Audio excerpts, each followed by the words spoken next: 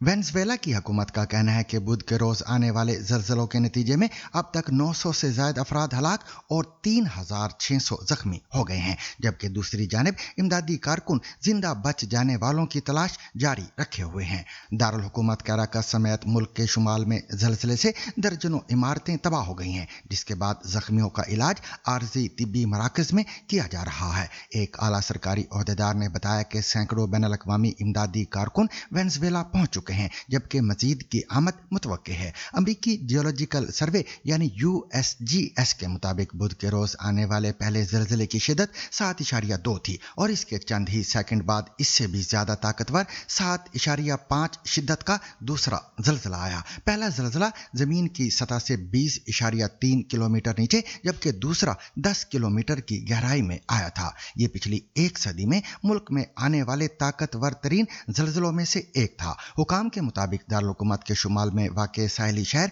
लागुएरा सबसे ज्यादा मुतासिर हुआ है। ये मुल्क की 2 बड़ी बंदरगाहों में से एक और मुल्क का सबसे बड़ा हवाई अड्डा भी है। अब भी बहुत से अफराद लापता हैं और खदशा जाहिर किया जा रहा है कि हलाकतों की तादाद में मजीद इजाफा हो सकता है। हम उस इलाके के एक चौक में मौजूद हैं जहां जलजलों से सबसे ज्यादा नुकसान हुआ है।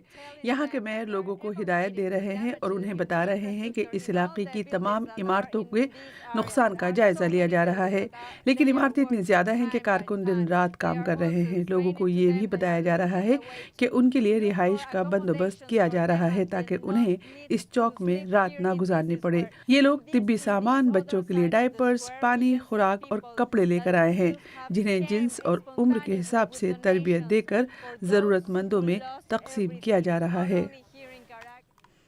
जलजले के दोनों झटके जमीन की सतह के बहुत करीब यानी कम गहराई में आए। इसका क्या मतलब है और ऐसे जलजले ज्यादा खतरनाक क्यों समझे जाते हैं? तफसील गजनफर हैदर से। पलक झपकते ही कंक्रीट और फौलाद कागज की तरह तार तार हो गए, रहायशी इमारतें जमीन बोस हो गईं और एक पूरा शहर तबाही का मंजर बन गया।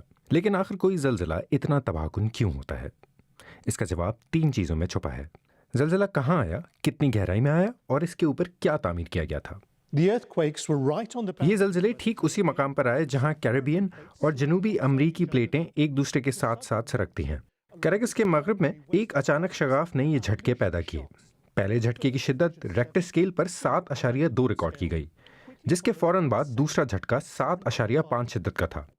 ये मामूली इजाफा लगता है, लेकिन दरअसल इसने 3 गुना ज्यादा तवानाई खारिज की। ये दोनों ही बहुत बड़े झटके थे।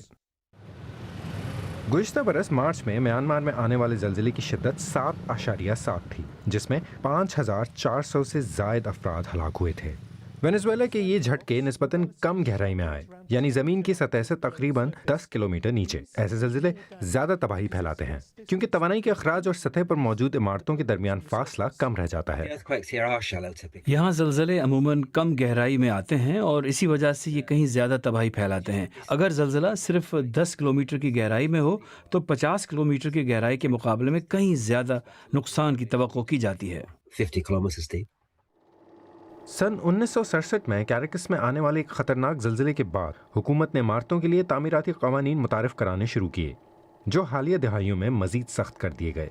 यही वजह है कि दारुल हुकूमत की नई तामीर शुदा बुलंद व बाला इमारतें ऐसे जलजिले का सामना करने का काबिल हैं।